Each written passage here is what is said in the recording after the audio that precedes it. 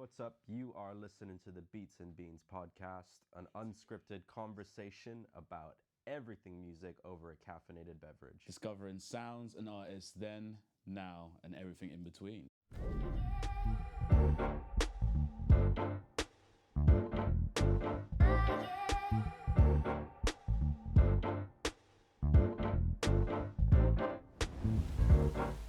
Well, we are here. Yeah, we got there. Got there in the end. Well, it's amazing to be here finally and be able to sit here and do this with you, man. I think we have shared our love for music for such a long time because we met 2000, was it 2015, 2016? Mate, I can't even remember when my birthday is, let alone. Okay, I'm probably asking the wrong person. But yeah, I mean, I remember when I lived with you in your mom's house and I slept on your sofa. But every single time that I got home from work, for some reason I was always home after you most nights. But there was always music playing, regardless of the day, the time. There was always a tune going on in the background. But to be doing this with you now, man, I think it's gonna be an amazing way for us to kind of give a platform to a lot of different artists who are still trying to find their way. But yeah, I mean, I guess we can kind of tell everyone a bit more about us and our background in music, at least. Whew. Oh, are we starting? Who's starting? You? Me? Okay, Go for I guess it, I can man. start. Yeah, so, well, you know who I am, but for those of you guys that are watching, I'm Jamie. Music. To be fair, I still have a great passion for music. I think my passion for music started because my dad used to be a DJ back in the day. Like South London DJ, toured a bit. Huge record collection. My first record that he gave me, not even bought me, but he gave me, was actually Michael Jackson's Off the Wall vinyl.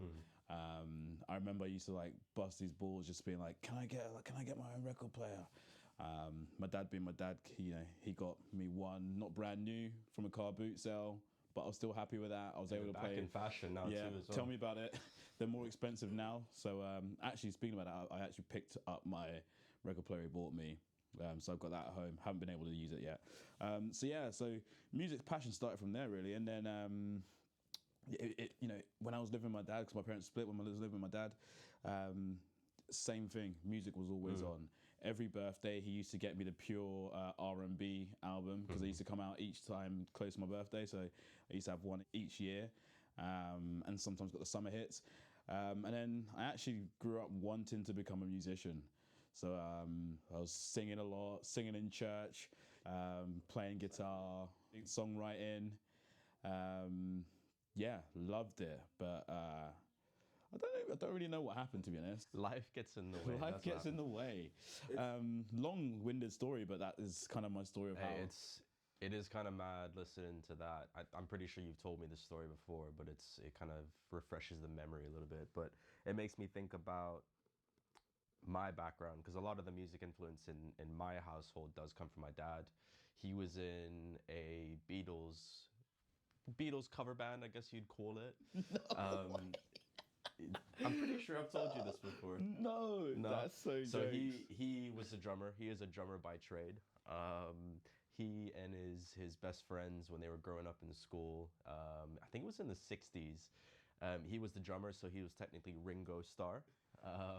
But even to this day, he loves his music. There's always music going on in the house. Probably not R&B. He's more of like a classical, kind of old school rock type of guy. Okay. But he's always singing, man. Whenever you see my dad, he's always got a tune going in the background. He was always vocalizing or whistling or whatever it is. But that's where a lot of the influence came from me. And I think that kind of generated a lot of the kind of deep-rooted passion for music, as deep as that sounds. But we were saying just earlier about how life can obviously take you in different directions. I don't want to kind of delve too deep into that, but for me, it was either I choose sports or I choose music. In hindsight, I kind of wish I kept going down the other way. Yeah. But obviously, things like sports kind of grip onto you. So that's kind of where the idea of this comes from. And for everyone listening, the biggest influence for me growing up as a kid was probably my sister and my brother. we had this really old, well, really old now, but it was probably new at the time, a 1997 Nissan Vanette. But it was just like this little minivan. And I always remember my sister and my brother, they were sat in the front seat. They had their little cassette tapes, pop it on. Obviously, at the time, you'd have to make your own mixes as well. And when you say burn, that was more CDs, right? That was CDs, yeah. So whenever they play it on, there will always be like Lauryn Hill, Biggie Smalls, like the real classic golden era of hip hop. But I think that's kind of where most of the influence from me has come from, for my taste now. That's so dope. That's so dope. It's quite funny you say that because I actually remember back to like, you know, so yeah, like I said, my dad was a DJ. My uncle, his younger brother, he also really loved music as well. So I remember he bought me an MP3 player back in the day. So like, I think I graduated from the CD player because I used to always carry one with me on the road, like whenever we'd drive back from Kent to London. But he bought me an MP3 player because he kind of was like, that's a bit clunky and you're only able to listen to like 2 CDs, 3 CDs at a go. So that was amazing. And then what he did though is he actually uploaded some songs. And, you know, this was like, you know, he had some D'Angelo on there, Music Soul Child, like pure hardcore neo soul stuff. It was so dope. Like I literally remember that because I remember he used to play like some good songs in his car. He used to have like this orange banana, not orange, but orange banana. Orange. He used to have this yellow Fiat, and yeah, tunes galore. Like it had garage in there, like everything you could dream of for an urban kid. Yeah. See, that's one genre I feel like I missed out on growing up, was like the garage and jungle scene. Because I don't know, growing up in the Philippines, it was the music influence there, I'd say, is very kind of American, and I think that comes a lot from the war days and whatever. But most of the influence is kind of Americanized, which is why I sound the way I sound. I knew you like that one. But yeah, I think nowadays it is still very much the same sort of route for music. Very much mainstream. You don't really get a lot of visibility for the smaller artists. And I think that's why we were so excited to do this as well, because of that deep-rooted passion for the music. Yes, we may not be musical now. You probably more so than I am. But ultimately, I think to be able to create a platform where we can kind of give artists that visibility and be able to give them a wider audience. Yes, we are probably still small. But as time goes on, who knows? It's literally like the old age way of trading, isn't it? You know, word of mouth. Word of mouth is the strongest. Of course, you have social media, which is great, but nothing beats good old word of mouth. Whenever you tell someone about a song, like I think I listen to music more when someone speaks to me about it than when I get sent a link. Yeah. Because then I'm like, oh, I'll just listen to that later. Yeah. But if someone's like gone and just shown me it, or they're talking to me about it, and they're like, oh, this tune is, and they're so excited about it, you're then like, oh my God, I want to listen to this tune too. Yeah. That's so true. So yeah, word of mouth is powerful. And it's so much easier now as well. Like, it just made me think, we were talking about like cassette tapes a minute ago. Sharing music back then, you would literally, I mean, at the point where I was really kind of getting ingrained into listening to music was when the CDRs came out, and you had the PCs, you had a burner drive, and then the drive that you actually read the CDs on. But you'd literally make, I don't know, 10 to 15 songs as a playlist on a CD. And I used to have the little zip books with the pages with the CDs on it. And then I think I've still got that somewhere. And like, if you want to share something, you'd be like, take the CD with you.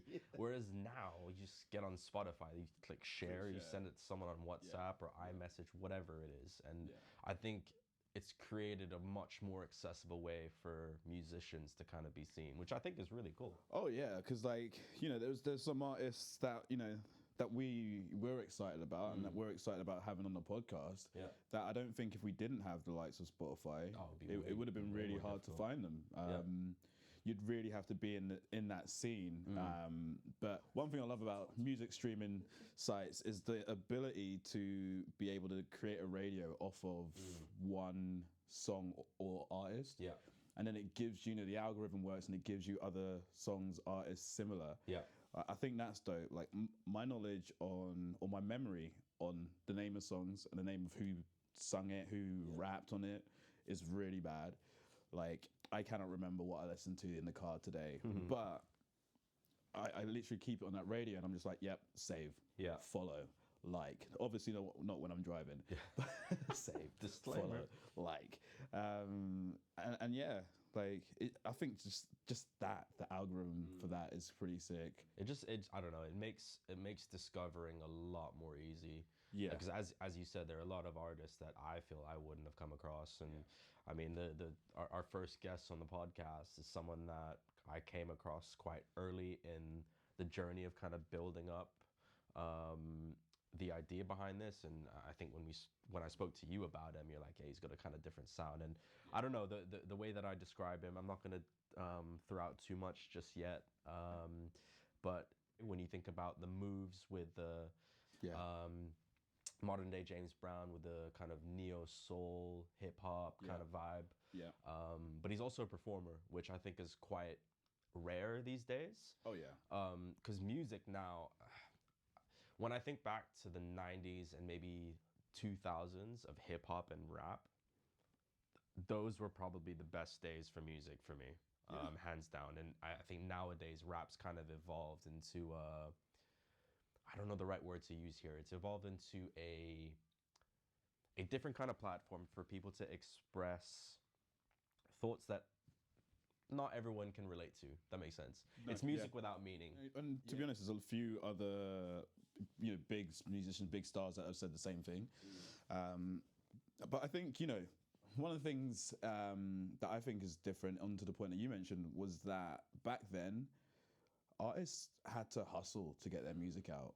You had to be a performer. You had to do more. Like now, I think it's so easy and accessible to become a musician, and it's so easy, or maybe not easy. Easy is not the right word, but it's so accessible to become viral for something that you could just put one video up.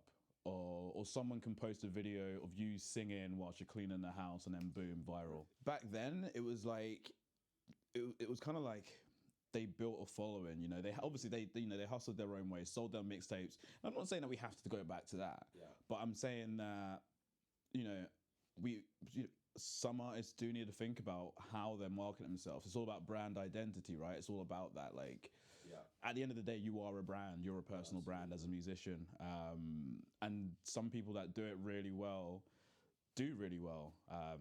So yeah, I think it's again, I'm not going to say it's easy because I haven't tried it, but it's just, I feel like the hustle and the grind for wanting that is a lot different. The reasons for wanting it is a lot different. Yeah, I don't know. I kind of connect that with what we're doing here, right? Like, I want to give a massive shout out to our sponsors, Batch Coffee Club. They are a specialty coffee subscription team that brings independent coffee brands into the limelight. And they give micro roasters a place to share their flavors with a larger audience, which is very similar to what we're trying to do here at Beats and Beans. By creating a completely personal approach to your morning brew, Tom and Laura give coffee lovers the opportunity to try 2 different coffees in each subscription box. From just £15.50 a month, you can get one of their fancy boxes, which comes with a full breakdown of tasting notes of each of the different types of coffees that they bring in. But they also give you a little cheat sheet on how to actually brew your coffee. We actually got in this month's pack one of the brews from Ethiopia, which I'll admit sounds really, really sweet and nice. According to the tasting notes, we are popcorn flavor. And then we've also popped open this brew from Tanzania, which we actually had for this episode as well. So thanks again, Batch Coffee Club. We love music. We love the kind of influences made on our lives. And if we can have a place where we can speak to new artists, like some of our guests that are going to be coming on, and have a conversation about their music, their message, and be able to kind of help propagate that, the money side of things, it kind of comes second. But when you look at artists nowadays, there are so many out there that are doing it for the money. For the money, for the fame. But that kind of takes away from the creative element. It removes their ability to be artistic. Yeah, agreed. Like, I was actually thinking today, because I was listening to Cohen, a friend who's actually one of my favorite artists who I saw live, which was so sick, a sick gig. I was listening to him in the car, and he song Good Friday, and I was just like, why do I like this guy so much?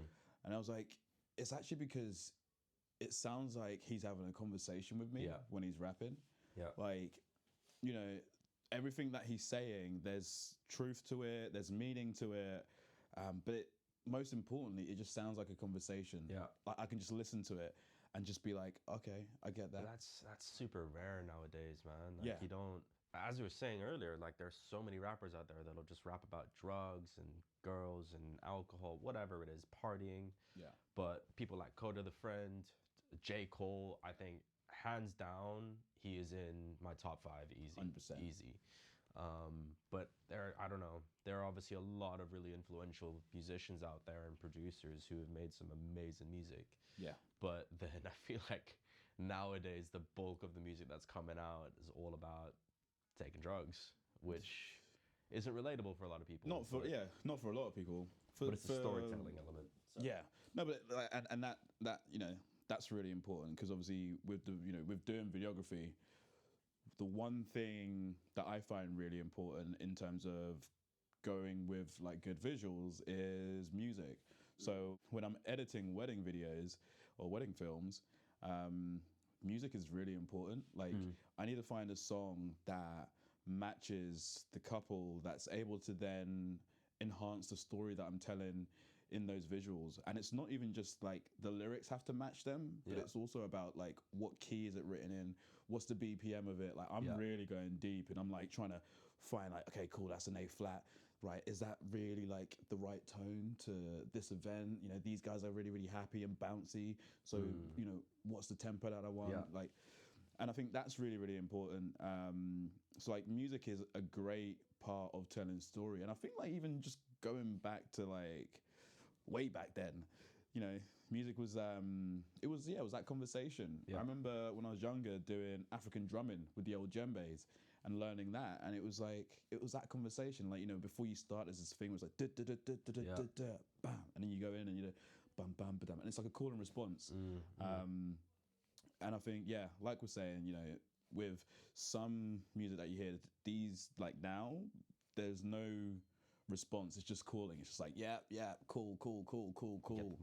But then how you able to respond to that? Because if you can't relate to it, then like, obviously, I've been to the club, like, but I don't go to the club that much. But if we're talking about something that's happening, and it doesn't have to be political, because I don't really follow politics, but it's just got to be. Well, as you said, the storytelling element, right? But it's a gift, I feel. I mean, I'm by no means musical in that sense. Like, I could never really write lyrics or anything like that, but I've really come to learn to appreciate them and the story that some artists can tell. But it's truly a gift, man. And I think pairing that with the ability to actually perform on stage, connect with your audience, it makes a huge difference to how big you get. So different. I mean, Drake, obviously, he's huge. He's got a humongous following. He's been very consistent. Yep. I do think he is one of those artists that is properly rated. I wouldn't say he's under or overrated, but I think for the consistency, that kind of puts him at another level. But for someone like him that has such a huge stage, like, everyone knows who he is, what about the other artists that have the ability to, as you were saying, tell a story? Because I think Drake, some of his songs have kind of fallen off a cliff a little bit, and maybe that's a bit of a hot take, who knows? But there are so many musicians out there that I feel deserve a bigger platform. Oh, for sure, but that comes down to being signed. Oh, yeah. Right? And that's probably a different story for another episode, but that comes down to being signed. Like, when you get signed to a label, the same way where you get signed to The Man or you get signed to anything, and you end up having a management company or a company managing you and your art and your craft, like, things change, because at the end of the day, everything handled for you. Or even like, you have to make money, you have to pay them, right? You have to, they have quotas, they have KPIs that they need to hit. So you have to create songs, bring songs out, and you know, from what I've heard and seen, like some of these processes, it takes some time. People sit on it. People take time to ponder on a song. Some, you know, for singers, it could come down to like specific moments. It was quite funny because I was trying to find a song. I think I was trying to find a song for a reel, and I was like, I really like this artist, and I want to use one of their songs for the reel. Went through literally enough their whole album, and the whole album was like all heartbreak. And I was just like, oh man, like I don't have any happy songs. And then Sophia was like, yeah, but you know, that's probably where they were in their life. They'll probably come out with some other song, but that's where they were at in their life. And it's true. You can't rush that. You can't force people to create a song about heartbreak or about happy stuff or about something that's, you can't force it. It comes from a different place. And that's what I think I would really like about what we're doing, is that not everyone that we'll have as guests are going to be signed. And I think, to be honest, being signed ain't the way to go. I feel like a lot of them lose their creative freedom, because I think some of the biggest shames is when you get an artist who is so gifted, their ability to write lyrics, their ability to have the freedom to produce their own sound, their beats, whatever. The minute they get signed, that gets taken away from them. It's gone, yeah. And then they get given, obviously not all musicians are like this, but you'll get some that are that aren't even writing their own music anymore. But I suppose that's kind of how the industry works. You get singers, you get songwriters, and you will get kind of 360 artists who will do everything. It's that thing of finding out like why they're doing it. Is it because you want to become a performer? Is it because you really love music and you love the craft of it and you love the creativity and you love it as an art? It was a Diary of a CEO podcast, and it had Dame Dash on. I think he said it pretty clearly. He said it. It was very straightforward about the whole label thing, the whole thing about the art side of it and creating art. Totally agree with that. So I truly respect any artist that is not striving to become signed, but is striving to go all out and kind of like an organic trying to transition is the word I was looking 100%. for. Yeah, look, I think everything, obviously we kind of relate on this on a different level, and I think to sit down with future guests is going to be super exciting. I know for a fact that the next episode that we're going to be putting out is going to be a really cool one. You're not just going to be here stuck with us speaking into the camera. So we do have a special guest coming up in our next episode who is going to be here to speak to us about their message, speak to us about the music that they're putting out, the future sound that they're looking to achieve, and also give us a bit of a performance. So we're looking forward to that. We've obviously got some big plans. I know that we've got at least 5 to 6 different artists lined up. So yeah, it's gonna be good. Should be fun. I'm really looking forward to what's to come for the podcast. We've obviously got some exciting conversations coming up. Jamie and I are super, super excited for 2023 as well. Yeah, we'll wrap it up here. Thank you guys for listening in. But yeah, if you like what you saw, drop us a like, subscribe, comment down below. If there are any artists that you have seen yourself, we'd love to hear them. And hopefully we can maybe get them on the cast as well. So yeah, take it easy, guys.